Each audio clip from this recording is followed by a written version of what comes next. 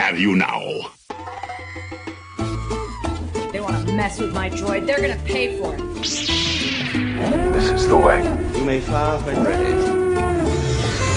Blow that piece of junk out of the sky! The way you're fighting, you wouldn't have lasted long. Hello there. Kenobi! The ability to speak does not make you intelligent. Welcome, everyone, to the Star Wars Station Communication Podcast, inaugural episode. Episode 1, we're going to be talking about LEGO Star Wars, the Skywalker Saga. I'm your host, Carter, also here with Colin. Colin, tell everybody hello. Hey, everybody. Welcome to the podcast. We're glad to have you here. I'm excited to see what we have in store today. We are really excited to get talking to you guys about all of the aspects of the new video game. We've been playing it all week long. We're recording this podcast exactly a week after it came out. We are so excited to dive right in and talk about all of the awesome stuff. Colin's been playing the game through chronological order. He's beaten the whole thing. I played it through release order. I just beat it this morning, and so we are ready to give you our unabashed takes on the whole thing. So, Colin, I'm going to start out.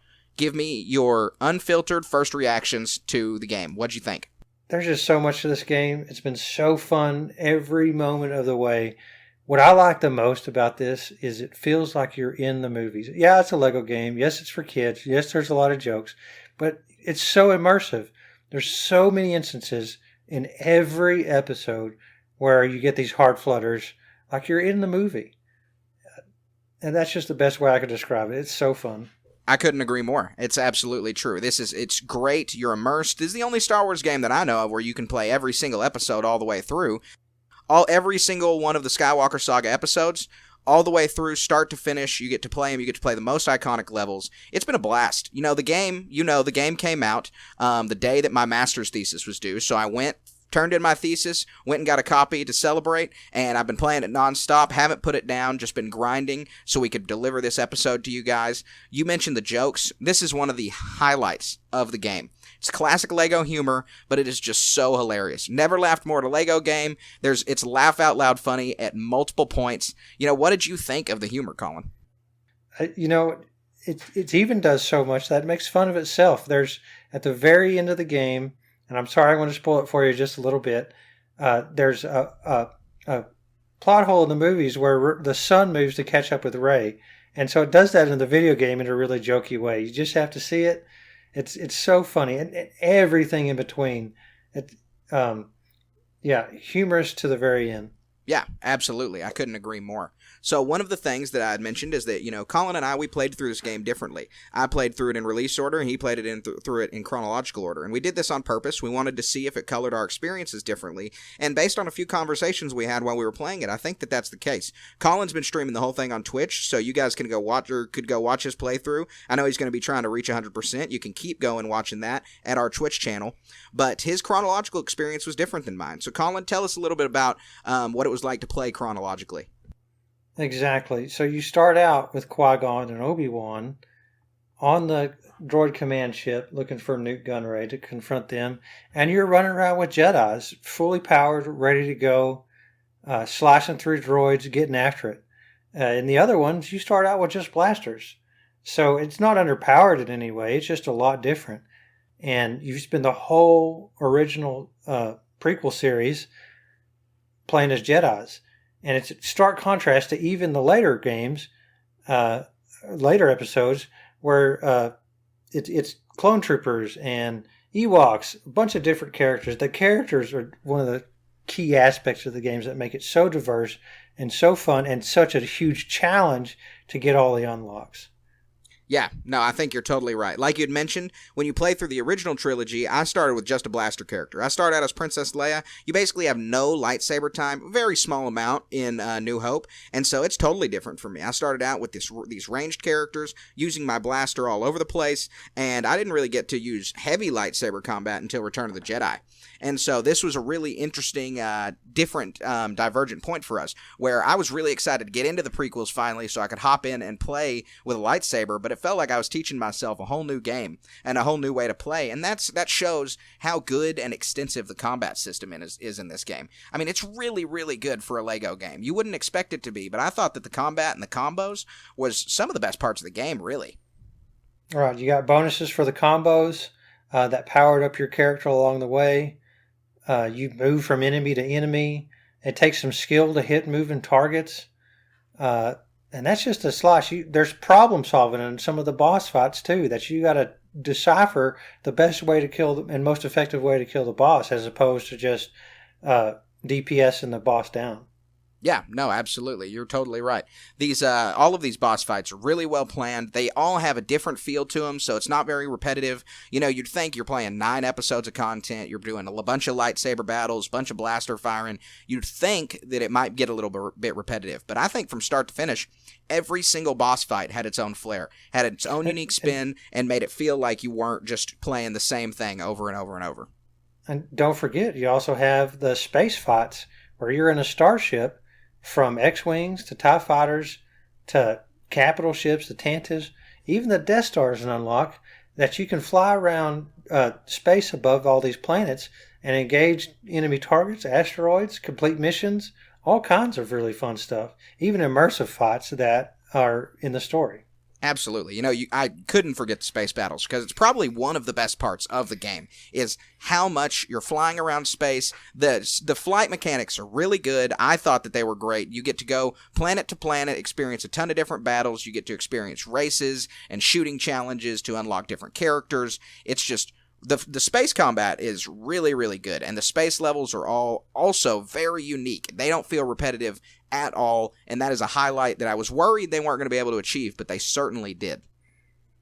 And I've played a lot of Star Wars space fighters, going all the way back from Jump to Lightspeed, some before that, back in the 90s, X-Wing, TIE Fighter, and even the more recent ones with Squadrons.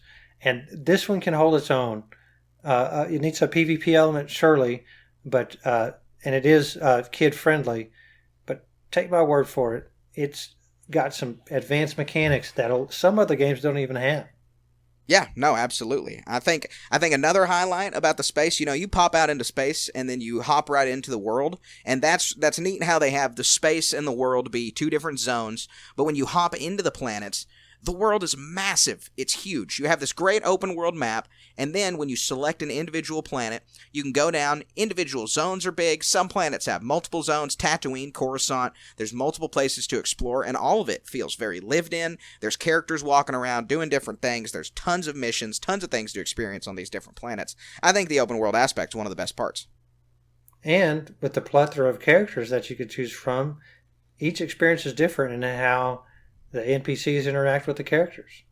Yeah, absolutely. Well, there's all kinds of stuff like that. The way the NPCs interact with characters, the way that the characters interact with each other within their own groups, their own posses when you form them. There's all different kinds of subtle little lines. I know that everybody by now has seen where Palpatine and Vader are in the same group, and he asks him if he's heard the tragedy of Darth Plagueis the Wise, and he says for the 100th time.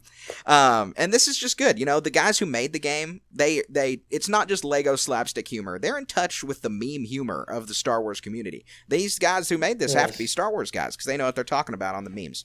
And so I think that is a great addition to the game. Exactly.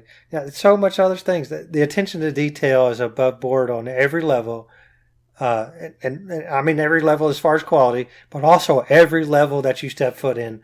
Octo, Hoth, I mean, pick one. Exegol. There's so much to it that they're going to be looking for years of stuff that reveals in this game. We're not even going to understand some of the stuff that's probably hidden and people are going to find.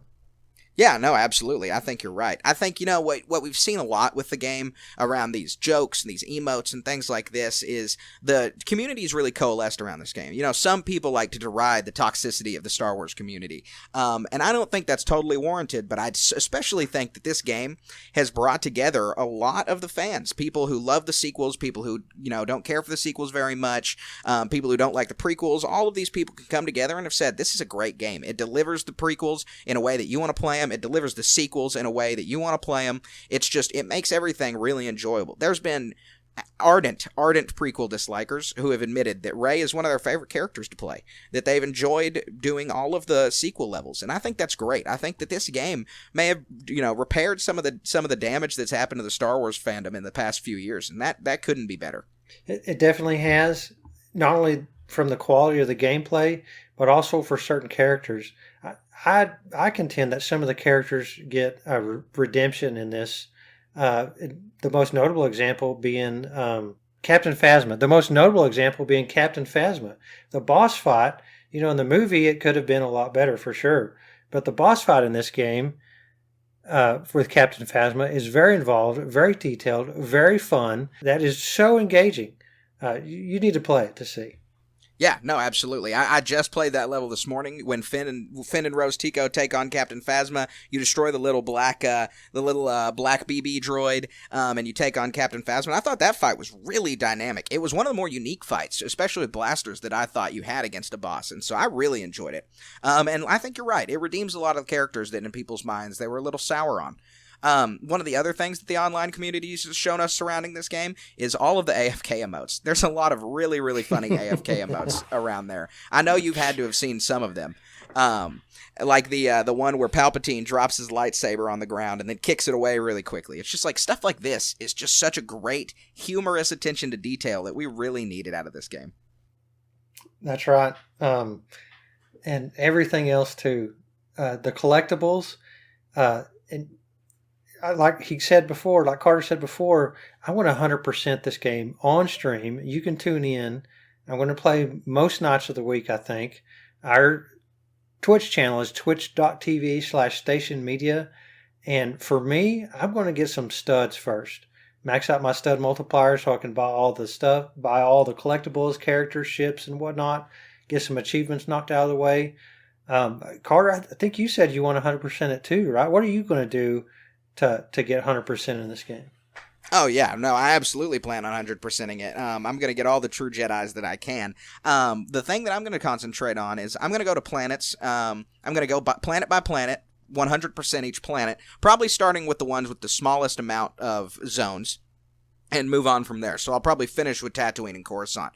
But I'm also going to have kind of a character-driven completion, because what I want to do is I want to seek out the characters that I want to play as, so I get to play with them as long as possible. So I'm going to be flying around trying to find those unlockable characters. In the course of the game, I unlocked Tim and Wexley, Snap Wexley, the pilot from the sequel trilogy. And I think that the way that they had this unlock was really good, because I unlocked him above a prequel planet. And he's a sequel character, but it was just an off-side mission where I had to run a race and shoot a certain amount of targets in a certain amount of time. And it's awesome to see how full this game is, that they're having to put different characters in different eras just for us to be able to access all of them. That's only the tip of the iceberg. There's no telling. I've only played through the story and collected some stuff. The skill tree in this game buffs all your different characters. All the different classes have unique abilities in the skill tree, and all of them help you along the way. You can buff your range damage. You can buff your melee damage. You can increase the range at which the characters draw in studs. You can increase your speed. You can increase how fast they build. And that's just the generic stuff. What are some of the ones that you've invested the skill tree into? I think you said something about the Jedi doing something, right? Sure, yeah, no, absolutely. Well, what I did, I tried to invest in some of the neutral abilities, but I also knew most of the game you're going to be playing as Jedi, so I've tried to max out the Jedi as soon as possible, increase the range on that mind trick, increase the duration of the mind trick, just make sure that the Jedi's abilities were maxed out as much as possible so I could take full advantage. The other abilities that I made sure to max out was on the Protocol droid, the Hero, and the Astromech droid. I made sure that their kiosks, I could skip through those, because I love the puzzle games, but I did feel like those got a little repetitive. And this game isn't without its faults. This game certainly has just a couple little ticks here and there, but it's overall a phenomenal gaming experience. I really, really liked it. But one of the things that I tried to get beyond was trying to have to enter in those consoles all the time. Yeah, that's a really good creature comfort to get past. Not only that, but another one that you can unlock is a feature they didn't have in the past games was, like, not every person can talk to a droid. And so you have to have a different character, the right character in your crew, to be able to talk from one droid to another. And that's required for missions in game. So there's an unlock where everyone can talk to every character. I think it's not even just droids and humans or humanoids. You could run into somebody that only speaks Huttese, Yeah, no, I think you're totally right. That's got to be a really useful one. I haven't unlocked that yet, and I probably will. One of the things you mentioned that it didn't have this translate feature. It also didn't used to have spoken characters at all. You played the complete mode. saga. Exactly. You played the complete saga right before it came out as a little primer, and you saw that it was all mumble mode. But now they have voices. Yeah, all mumble mode, all scrollers, side scroller, kind of like it's an advanced side scroller. It's 3D, but there's a lot more puzzles in the older game. The old game had just probably not as many unlocks and stuff, but a lot of characters, ships, a lot of achievements to do. It's a different game, but the graphics and the scenario and the gameplay is so much improved in this one. And in a lot of cases, I'm glad you brought up the voices. It comes in really good to hear all the voices. And some of them aren't the best. Qui-Gon stuck out is the first one that I noticed when I first jumped in. But it grew on you by the end, and it didn't matter because at the end, it's you and Obi-Wan squaring off against Darth Maul, and those heart palpitations come about again. And it doesn't matter what he sounds like. You're here to save the Queen Amidala and the rest of the new people in the Gungans. And yes, it's just so exhilarating. Yeah, no, I absolutely agree. There's a lot of highlights on the voice acting, and only a few lowlights, like you said. You're right. Qui-Gon sounded a little bit off. Maybe Kid Anakin sounds a little bit off, especially when you're using him for the flying glitch, and he's screaming over when you're striking him with the lightsaber. What's the flying glitch? I hadn't heard that one. Tell me about that. The flying glitch that's been on Instagram has been that you get Kid Anakin and you sit there and you strike him with a lightsaber and he takes no friendly fire damage. And so if you take him into aerial combat, you can fly as long as you want, as long as you keep hitting Kid Anakin with your lightsaber. That's so funny. It's definitely a way that you can kind of edge around and get some of the Kyber bricks that you need. But no, I think that his voice sounded a little off, Qui-Gon, and then what I thought one of my biggest observations is Kylo Ren sounds like Bo Burnham, the YouTube star. I think the voice. You think so? The voice sounds identical. Yeah. I'd like to know why, and I'd like to know what he is because it sounds identical to me, and so I'd really like to. I want to know who voiced Kylo and why they sound so similar to him. But no, other than these are tiny nitpicks centered around a phenomenal game. Yeah, tiny nitpicks. Oh my gosh, there's just too much to it. So many characters. What's your favorite character that you like to play or want to play that you're looking forward to? Mine. Oh my gosh, it's hard to pick. Got to break it down into class too. Almost. Yeah, no, absolutely. I totally agree. One. What's your favorite character?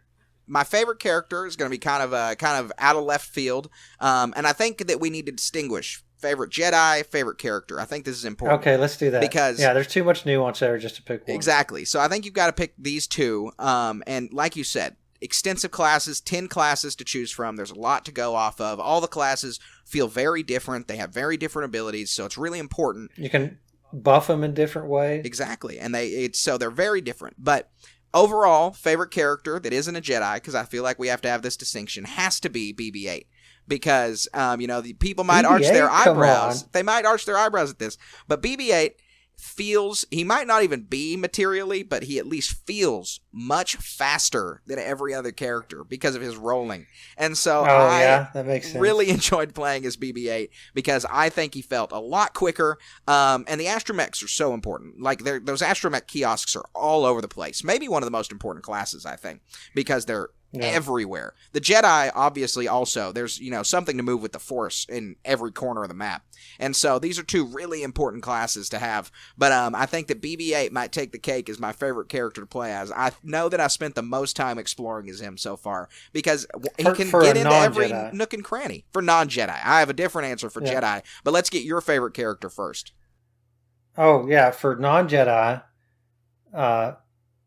I'll say the Mandalorian. I got him with the DLC. I bought the deluxe edition for PC, and I was like, well, he's one of my favorite characters in general of the current content anyway. And so I'm like, I'm going to go play some free mode with him and see what he does. He's extremely powerful. We haven't seen the rifle in the TV show except for the first season, I think.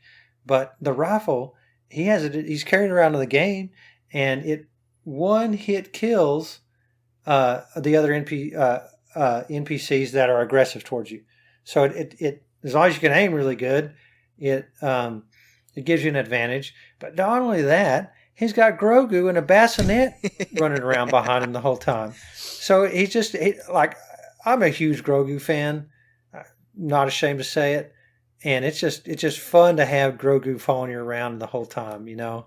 Yeah, no, I imagine so. I haven't gotten to play as him yet. I haven't gotten that DLC. I have the Razor Crest because I have the, everyone shared the codes online, but I have the Razor Crest inbox, so I got the real code off of it. Oh, cool. And so I need to do that. I've gotten to play as the Razor Crest. It's been a lot of fun, but I haven't got to play as him yet, so I need to get that DLC. But yeah, I've heard that when you're playing as him and you're fighting with Grogu, that his bassinet will close up and he'll go into his little cocoon while the fighting's going on. I saw some videos of that, and that's just a great attention to detail like that we've seen throughout this game.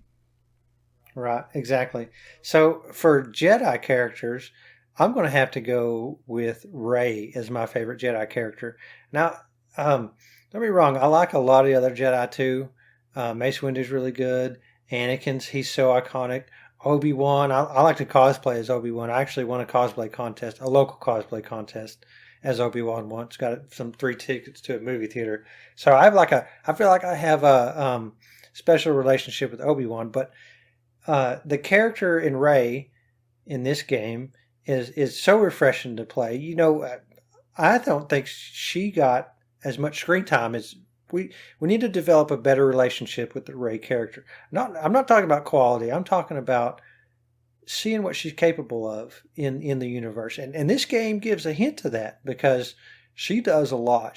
She's capable of a lot in this game, and it was just really refreshing to play that character and connect with a little bit more than what we saw on the big screen. No, I think you're totally right. You know, it's no stranger to my friends, at least, that The Last Jedi was maybe my least favorite Star Wars movie. Not that I disliked it by any measure, but that it's probably my least favorite. But I find myself trying to defend the sequels more than I try to hate on them because I feel like it's needed. But I think that this game did so much to redeem Rey because she is one of the most dynamic Jedi on the screen, if not the most dynamic Jedi on the screen. She feels great, the way her style flows. She has so many abilities. You know, she has the scavenger ability, the gun or the blaster ability, the lightsaber. She's got it all. And so she's a really, really good character in this that I think hopefully doesn't go underutilized. And like I had said near the beginning, I think that this has really, really helped some people kind of gain an appreciation for her and Ben Solo.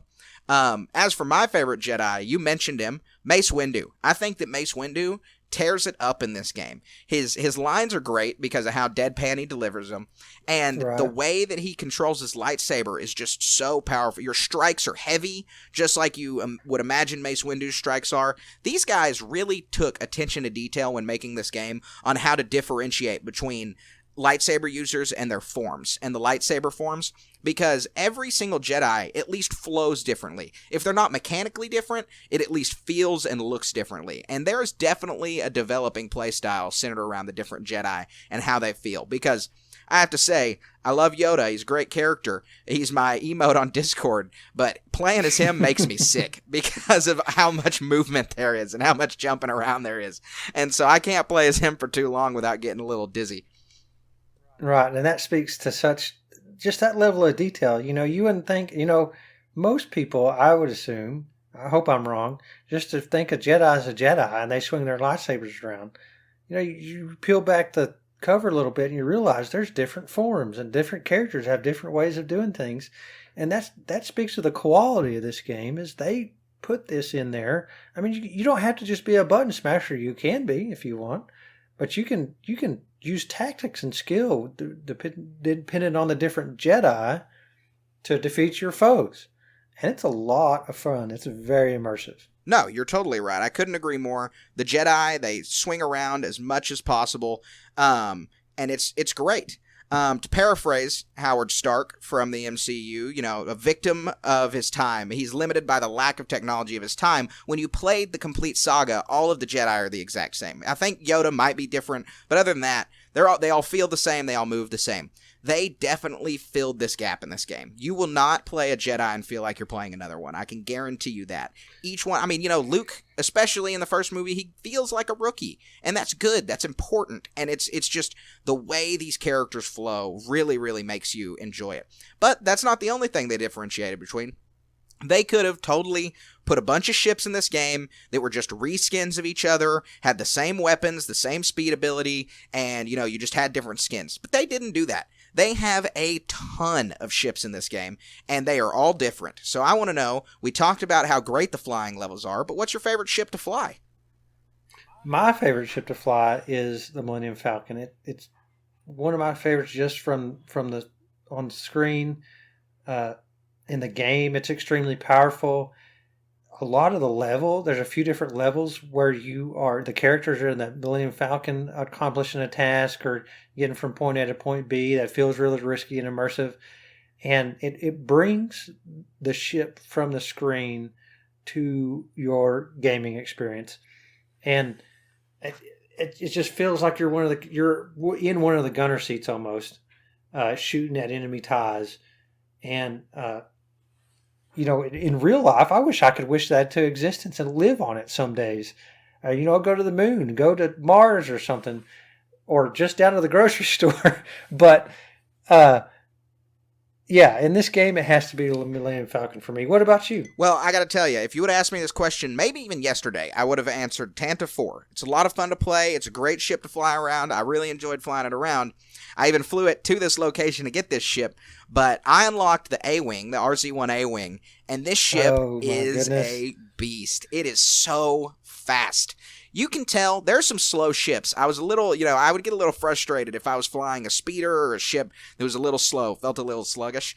But this ship is fast, and it is so much fun to play. I like the A-Wings in the movies. Return of the Jedi is my favorite movie, so I love seeing it. But this specifically is just so much fun in the game to be how fast that ship is. You can get across the space map in 20 seconds, it feels like.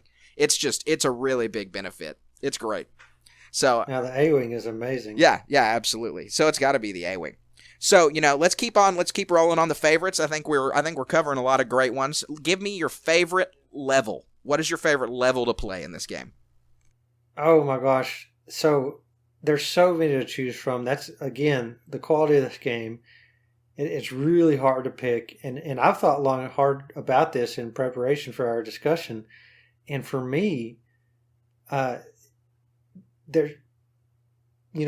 splitting hairs here. And I could say a lot of different things. But for me, it's the Yoda Sidious fight from Revenge of the Sith. Chronologically, the Mace Windu and his crew have failed. The Jedi Temple is under attack, and Yoda is going to go confront, I guess now, Emperor Palpatine or Darth Sidious to try and save the Republic. And again, you're jumping from the screen into your gaming console. Senate boxes are flying at you, lightning's flying at you. You're jumping around. You have to complete little puzzles along the way to accomplish and defeat Palpatine. And it's a multi-phase fight that is so much fun, so immersive, and we all know what happens. And that's just one aspect of Revenge of the Sith. There's so much more that happens in that episode. But man, that's my favorite level in the game. Well, let me ask you this then. If that's your favorite level to play, how did you feel? I know I've spoken to some people, especially on Instagram, about this, and Captain Typho is a part of this level. And so I want to know how you felt about that, because he's a really, he's a small character in the prequels. We don't get a lot of Typho, and some people said that this just made them love Typho a lot more than they had. This speaks to the redemptive capabilities of Lego. Exactly. Not that he needed to be redeemed, but that it just, it made a lot of people appreciate his character way more. There was an Instagram account, Star Wars Dude, that I had a conversation with where he properly corrected me that I got him confused with Panaka, because I thought, Captain Typho, he joined the Empire, but that's not true. Captain Typho stayed true to the Amidalans until the Vader comic, and so the Captain Panaka joined the Empire, became a Moff. Yeah, he was a Moff, right? what did you think of what did you think of Captain Typho's addition to that level? Well, at first it caught me off guard because, on the screen Yoda was just there, but, you got to have a second player. And he was a good addition there. It's exactly like you said, a redemption arc to see what these people could have been capable of or were capable of. I know it's kind of silly saying that for a Lego game, but it's true. He helps you out in a lot of ways in a little level, and you have to see it to believe it and play it to believe it. And yeah, come on stream one day, we'll show it to you. Yeah, no, absolutely. I think that's a great idea.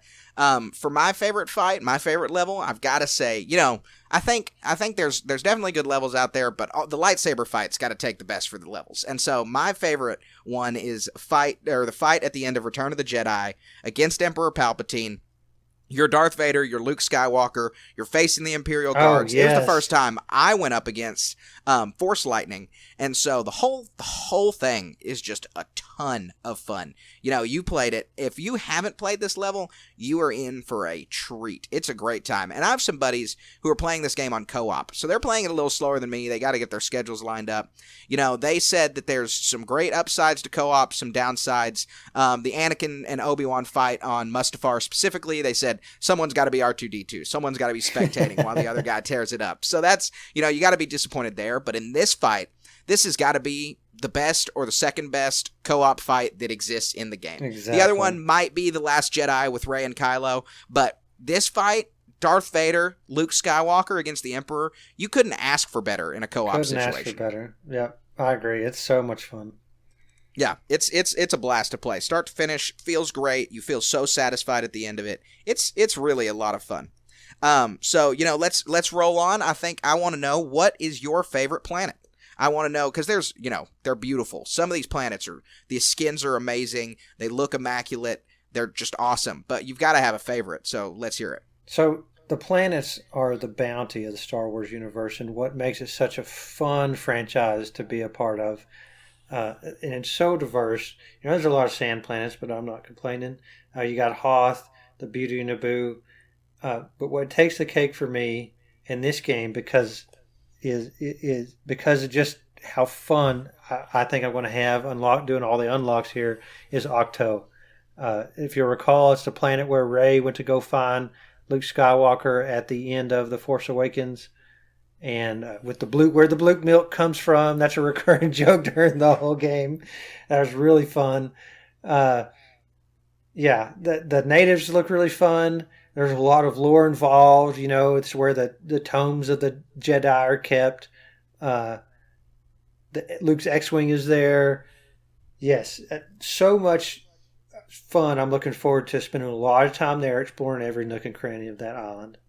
Yeah, no, absolutely. I finished it and I loved Octo. It may be the most strikingly beautiful planet of all of them too. It is gorgeous. Some of these, I noticed that some of these levels, they aren't immediately ported in from Battlefront 2, but a lot of them have very similar maps to Battlefront 2. It's because we have structural maps of these places, so they look the same everywhere. So like Maz Kanata's castle, it's going to be the same, no matter if you're playing Battlefront 2 or this game. And so when you're walking through those parts, you notice it. But this part, we've never seen Octo in any game, ever. We've only seen it on screen, and when you see it in a movie, you see a lot of limited shots, and you don't really get to see the whole space. But now, we have a definitive map of Octo. We know what it looks like, and it's gorgeous. It looks great. This is, they filmed this in Ireland. They filmed it in the North Coast, and this makes me want to go see where they filmed it, because me too. of how gorgeous this place is. It's a bucket list destination, exactly. Yeah, absolutely. I think that my favorite planet has got to be Bespin. I think that getting to play in Cloud City, getting to go sit there, the beautiful scenery in the orange, getting to go through the most iconic spots in Star Wars from The Empire Strikes Back, the Carbonite freezing chamber, the part where, Vader tells Luke that he's his father. The betrayal, all of it is just, not only the levels are great, but just getting to explore Bespin. There's a lot of, it's one of the really diverse places. You get to see a lot of different people. You get to engage with the Cloud City guards. I really, really enjoyed this place. And so I think Bespin takes the cake for my favorite planet. Good choice. I really agree with you there. Yeah, well, I think there's, none of these planets are bad. None of these planets are going to be lacking anything, and you're going to enjoy going to every single one of them. There were a few that I was a little concerned about. I didn't think I wanted to play Jakku, but I enjoyed Jakku a lot. Same with Pisana. Like you had said, we have a bevy of desert planets, and so I was like, oh no, we might get a little tired of playing in the sandbox. But it really wasn't that. It wasn't that at all. I enjoyed every minute of it, despite my hate of sand. Yep. What's next? What else we got? So, I'd like to know what's your favorite episode. Come on, let's. We gotta wrap through all of it. You tie everything together. We've got characters, we've got level, we've got planet. But what is your favorite episode to play? It puts it all together. What do you think? Favorite episode to play? Again, with the immersiveness of this game, and I'm not exaggerating when I felt these heart palpitations. I have to say, for me, it's The Empire Strikes Back. It's ranks up there on my favorite Star Wars film, probably number one. And it's like we just talked about, that being your favorite level. It's got the Cloud City. It's got the Hoth. Hoth's great. Hoth. All the Tauntauns here going out and searching for Luke, and then you roll right on into the asteroid field and see the Executor out there. You go to Dagobah, and there's so many emotional connections that were in that movie that transferred to this game. Luke is with Yoda one more time, and he says, "I got to go be with my friends," and so he goes to confront Vader, and that fight with Vader on Cloud City is so immersive, and so all the lines that are from the movie are in this game that are so iconic. No, I am your father. And you feel that on the screen, and then he's at the bottom of the Cloud City reaching out to Leia to come back and save me. So much fun. Yeah. No, I couldn't agree more. So yeah, you included my favorite planet in your favorite episode to play, and I'm going to include your favorite fight in my favorite episode to play, because I loved Revenge of the Sith. You get to play your favorite fight, Yoda Sidious, which is not to be underrated. It's one of the best fights in the game. You also get Anakin versus Obi-Wan on Mustafar, and you get Obi-Wan versus General Grievous. Yes. I mean, this is the game for lightsaber fights. Right. And I saw a video on Instagram of someone saying that, the combat's not good in this game because there was a picture of them just throwing their lightsaber at General Grievous over and over, and it killed him. I tried this because I saw it before I played the level, and I died. So I don't know what this person did to think that this was possible, but it's not, because this level specifically takes all kinds of combos. You have to tear Grievous up. You've got Commander Cody by your side, and you just have to take him down 4 times, cut off each arm, and it's fun. And every level in this game is fun. You see the fall of Anakin, you see it coming, you can't stop it. It's like, watching the prequels is like watching a train wreck. Playing the prequels is like playing a train wreck. It's like driving a wrecking train, because it's this game, even though it's in Lego, still makes you feel the same as the movies do. And this is totally a credit to those producers. And so I think Revenge of the Sith was the single best episode that you could play. Yep, totally. With all of this being said, I still think that there's room for them to add stuff. Not that it needs it. Not that this isn't a full game. Not that this isn't totally worth your money. But the Star Wars universe is so rich. It's growing by the day. Kenobi's coming out in a month and a half. And so I would bet my bottom dollar they're going to add at least something from the Kenobi series in a DLC. But they have so much DLC content to add. What do you want to see the most be added to this game? There's just too much opportunity here. You mentioned Kenobi. Sure that they're going to do something with that. I mean, they already have a lot of the skin set up for it, so it'd be kind of easy. But I think the lowest hanging fruit is the Mandalorian. They've already got the characters in there, but they need to add another. They could add another part to Tatooine. They could add, the ring world that we saw from a Book of Boba Fett. We could do some stuff with Boba Fett on there. But even easier than that, they could do like a Lost Levels or a Lost scenes or something in here, because they had to cut out a lot of stuff for brevity. We could. I understand there's some self-censorship here. They want to show a bunch of kids getting killed, obviously, but the attack on the Jedi Temple would be something that could be a lost episode. Some of the flight scenes that we want to see. I want to run from the Death Stars and the TIE Fighters into the asteroid field from the Executor. and fly down into the space worm's mouth and get out of there. I think that'd be a lot of fun. We got to fly against the droids, against the command ship, but it seems like there's a lot of opportunities for some lost levels, if you ask me.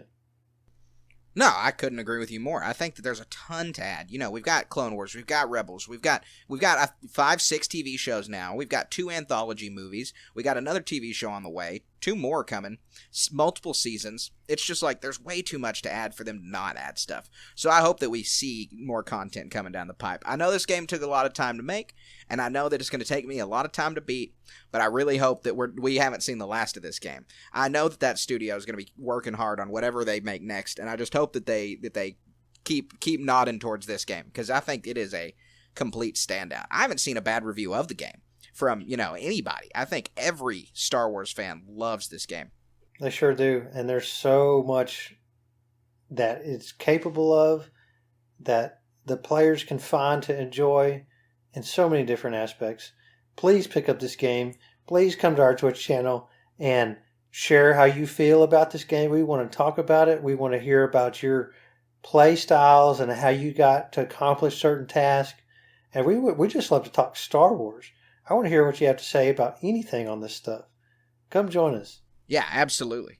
Visit us on Twitch, visit us on Instagram, because that's what we're going to be talking about this game for months, and we're going to be talking about Star Wars forever. So you guys have to come, engage with us, talk to us. We want to know exactly what you think. Let us know your favorite level, your favorite planet. We want to talk about it, because there's no way that we've seen everything, so we need everybody to fill us in. I think, like Colin said, I just got to echo it. You have to buy this game. As a Star Wars fan, as a Lego fan, do yourself a favor, pick this game up, play it, and you're not going to regret it. There's no way you can regret it, because it's one of the best things that's come out for Star Wars in a while, and it's a lot of fun. So, Colin, this is a brand new podcast. This is episode 1. So we are going to be trying out a bunch of new things. We're going to be finding our footing. We're going to figure out exactly what works, doesn't work. We want to hear from you guys about what you think works and doesn't work. And so a segment we're introducing right now, episode 1, is going to be the Holonet news. We have Star Wars news coming out every day. We have all kinds of stuff, and nobody can keep up with everything. And so we want to condense it. We want to see what you guys think about it, and we want to talk about it. So we've got the start of the Holonet news segment right now, first time.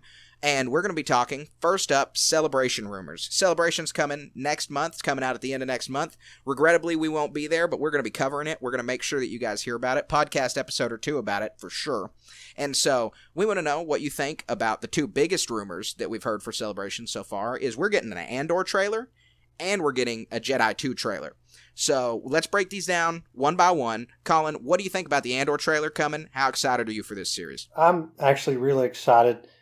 Rogue One is one of my top films, and Andor seemed kind of like maybe a muted character, but you could see potential there. But not only potential from the character, but potential from the side universe. What is Andor going to face? Are there going to be Inquisitors? But more than that, it's the human aspect. I think it's going to connect a lot more with how the rebels discern within the lore how they're going to attack the Jedi attack the Empire without a lot of the Jedi aspect of it to it. This is something that needs to be done. It's something that's overdue, and there's going to be a really dark, gritty aspect to something that we've never seen before. I'm very much looking forward to it. I want to see K2SO again. Is he going to be in this? I hope so. You stole my thought. K2SO is exactly what I'm looking forward to. I want to see Cassian. I know Cassian's going to be great. He's going to be an awesome character to follow, and he's going to be wonderful to see. He's going to be great. We're going to get to see a darker, grittier side of Star Wars, him being an espionage agent. It's going to be awesome. But K2SO is going to be a huge highlight of this series. We're going to get his great voice actor back, I hope, and we're going to get to see just some of the best Star Wars that we've seen in a while. And I'm really, really excited to see this era filled out even more. Rebels filled it out a lot, but it was limited because it was still a TV show and it was still on Disney XD. So this show can really fill us in some of the more darker, grittier aspects of the rebellion being formed. And this is going to be something that, will be wonderful to see on screen.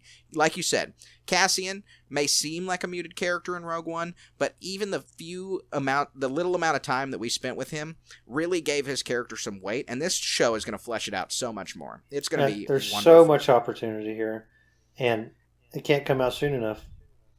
Absolutely. I couldn't agree with you more. So the next thing I want to ask you about is, what do you think about Jedi 2 coming out? You just played Jedi Fallen Order, so, give me your full take. What do you think about the game? What do you think about the trailer? What are you going to expect from the trailer? Yeah, I didn't play it long ago. I've got a lot of personal stuff going on, and just had the opportunity to play it. There's the biggest draw to Fallen Order is the cast of characters. Again, it's such high quality. It's set where they're being pursued by Inquisitors, which is an extremely good idea that we saw in the cartoons and in the comic books. And we get to actually. That game was riveting to me because being pursued by Trilla and whoever else was hunting for that holocron, it was quite the adventure. And at the end, the final reveal at the end, go take a minute and look up the people's reactions to the end of that game. It doesn't take long, and you'll be quite surprised at the quality of entertainment that's put on there from the game and from the people reacting to that video. So that, in my opinion, that speaks to what Fallen Order 2 is going to be. We get to see the advancement of Cal Kestis and what they're going to accomplish. That story ended. The holocron was destroyed at the end. So what are these characters going to do? And it's going to be a totally unique story. It's such quality. The environments are so fun. I love going to Dathomir and exploring that whole environment. It's such a unique setting that we've only ever seen in cartoons. Please give me more of that. Please give me more of that. What do you think? Oh my gosh, I get chills just talking about how fun that game was. Yeah, no, absolutely. I couldn't agree more. I just got to watch, I'm doing a New Year's resolution to watch every Star Wars thing in order, start to finish, TV show, movies, games, and so I watched all the cutscenes for Jedi Fallen Order really recently, and it was amazing. I watched it like it was a movie, sat down, and got to watch it, and I loved it, and it just reminded me how much I appreciated playing this game, and how excited I am for Jedi 2 to come out. Like you said, this game introduced some great things, great new characters, and it gave us some great new planets. It gave us Zepho, and so I really hope that they lean into that, give us some new planets, give us new places to explore. I'm very looking forward to it. I have no idea what to expect plot-wise out of Jedi 2, but I know that we're going to get some great stuff coming down the pipeline from them. It's going to be a lot of fun. Exactly. So the next thing up on our list for the Star Wars news, this is a game that I haven't played much. I don't believe that you've played it much, but it is worth mentioning. I think that this is a positive thing trending in the right direction, is Kingdom Hearts 4. There's some rumors that there's going to be a Star Wars section. It's a game where Disney characters interact with anime characters, but I think that this is going to be great because you're exposing new people to Star Wars. Yeah, exactly. And in a setting that a lot of people are really emotionally into and emotionally invested in, that since Disney brought on the Star Wars franchise, that they're able to capitalize on this to expand their audience and expose these other audiences to high quality characters that have so much weight behind them, and we get to bring more fans on. That's a good thing. No, absolutely. I think you're totally right. I think that it's going to be good. I'm going to definitely ask my friends who play it what they thought of the Star Wars section. I'll look at some clips online. I'm excited to see what they do with it. Still in the vein of video games, and I think this is pretty funny, and I think it's really, really good. Again, adding new fans to Star Wars, keeping some Star Wars stuff up, is that Force Unleashed, one of the first Star Wars games I ever played, nearly a 20-year-old video game at this point, is going to get a re-release, a remaster on Nintendo Switch.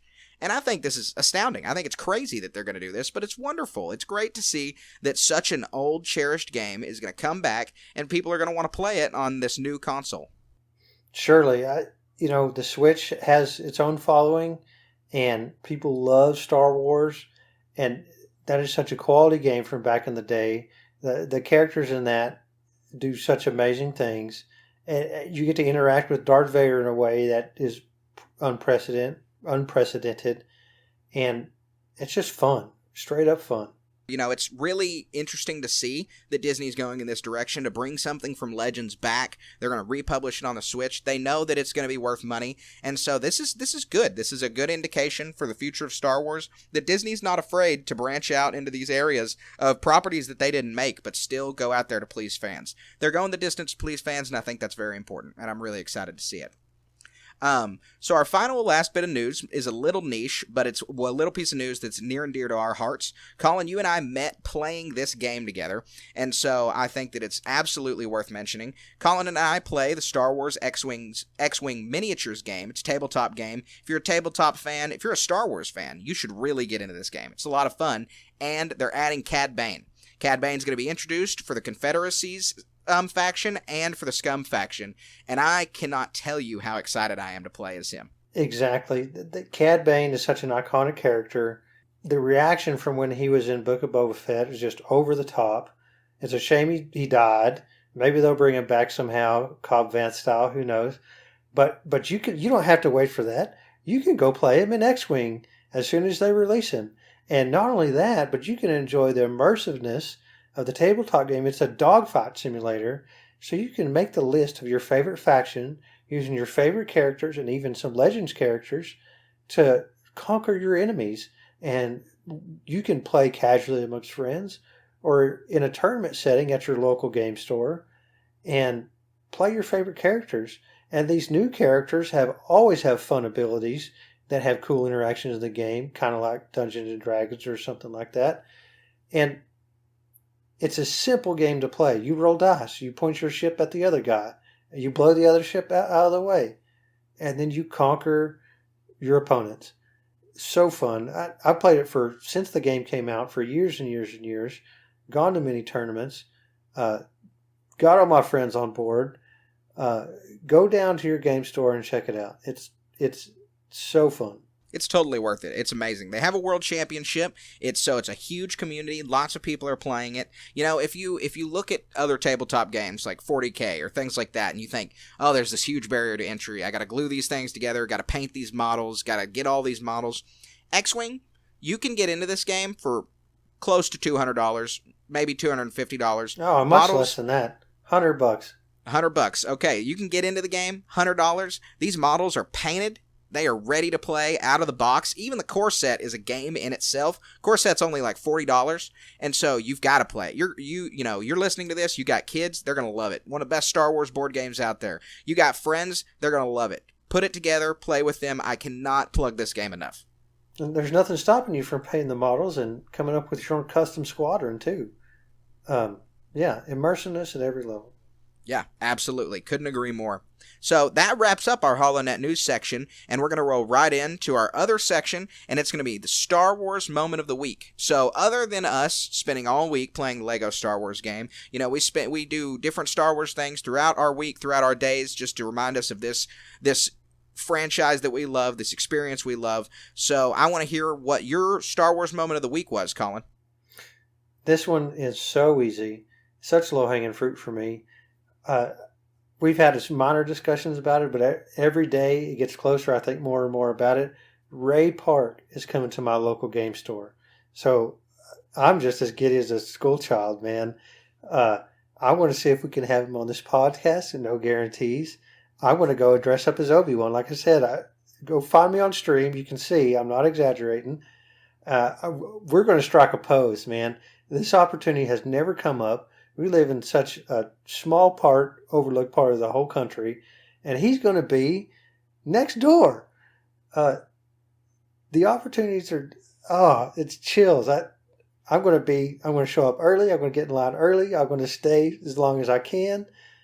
It's such an opportunity. I can't wait. Yeah, I'm absolutely super envious of you. I wish I could be there because meeting Ray Park is legendary. Great actor, great guy, and from what I've heard, and I'm very jealous of you. Mine, much less impactful than yours, but no less fun was I just finished Star Wars Bloodlines. The book by Claudia Gray tells the story of Princess Leia in between Return of the Jedi and The Force Awakens, about her time as a politician in the New Republic, and how the secrets of her past and how Lord Vader's her father comes out to the galaxy. This book's great. I think all of Claudia's writing is great. I think that Master and Apprentice was awesome, Lost Stars was awesome, but this book specifically has just been a great ride. It has all the adventure, and this is probably the best characterization of Leia that you can get outside of the original trilogy. It is a perfect characterization of how you would expect her to act. Hers and Han's relationship is highlighted. It's everything you could want. And so I think that this is far and away the best Star Wars moment of the week for me. That sounds super interesting. I need to pick that up. Does she bring up Ben Solo any? How does that? Oh yeah, Can you tell me absolutely. anything about It's that? the whole repercussions of the galaxy finding out that Darth Vader is his grandfather, as explained in this book. It's very good. You have to read it. I'm not going to spoil too much for everybody, but it is really, really entertaining, and it is absolutely worth watching. It also shows a little bit set up for the First Order, and I think that it is very important fleshing out the sequels that you've got to see. If you want to know more about how the First Order came to be, this is the book for you. Oh, excellent. Yeah, I'm going to do that for sure. Good. I'm glad to hear it. So, with that, we're going to wrap up this first episode of the Star Wars Station Communication Podcast. We really thank you guys for coming and joining us here. We've had a great time talking to you. We want to make sure that you follow us on all our social medias. We're on YouTube as Star Wars Station. We're on Instagram as StarWars.Station. Colin, our Twitch streaming master, has got our Twitch for you. Yeah, twitch.tv/station media. I'm trying to stream most nights of the week. We're going to be 100% in the Lego Star Wars game. I might intersperse some other Star Wars games just to switch things up a little bit. Come strike up a conversation. We need as many followers as we can, and we're trying to build a community. We want to hear from you. This is our dream. This is our passion. Come share it with us. Absolutely. We appreciate you guys listening to this. Please drop a review down at the bottom. Please drop a like on this podcast. We want to keep delivering this to you. We love your support, and we love hearing from you guys. So please follow us on everything and keep joining us on this journey. We're going to be bringing you Star Wars stuff every week, and we can't thank you enough. Until then, we'll see you later, and may the Force be with you.